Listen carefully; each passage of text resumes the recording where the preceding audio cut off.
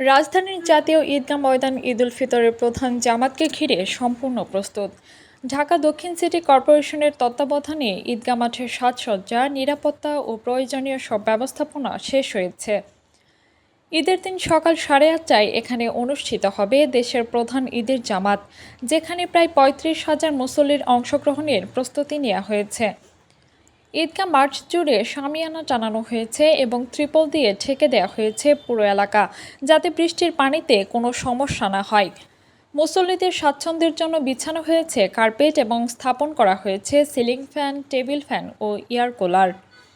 পর্যাপ্ত আলো ও বিদ্যুৎ সরবরাহ নিশ্চিত করতে রাখা হয়েছে বিকল্প ব্যবস্থাও। নিরাপত্তা ব্যবস্থায় রাখা হয়েছে সর্বোচ্চ গুরুত্ব। পুলিশ, র্যাবসহ আইনশৃঙ্খলা বাহিনীর সদস্যরা মাঠ ও আশপাশের এলাকায় মোতায়েন থাকবেন।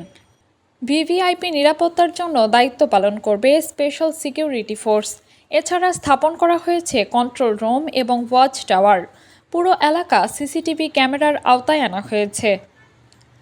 এবারও ঈদগাহে রাখা হয়েছে 2টি প্রাথমিক চিকিৎসা কেন্দ্র, পাশাপাশি অজুর জন্য উন্নত পানির সরবরাহ ও সারিবদ্ধ ট্যাপের ব্যবস্থা করা হয়েছে।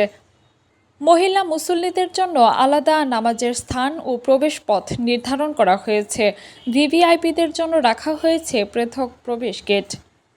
প্রশাসনের পক্ষ থেকে জানানো হয়েছে, রাষ্ট্রপতি ও প্রধানমন্ত্রী সহ গুরুত্বপূর্ণ ব্যক্তিরা প্রধান জামাতে অংশ নেবেন। নগরবাসীকে শৃঙ্খলা বজায় রেখে সময়মতো ঈদগাহে উপস্থিত হয়ে নামাজ আদায়ের আহ্বান জানানো হয়েছে। কাজী মিম, নিউজ ডেস্ক, আপন দেশ।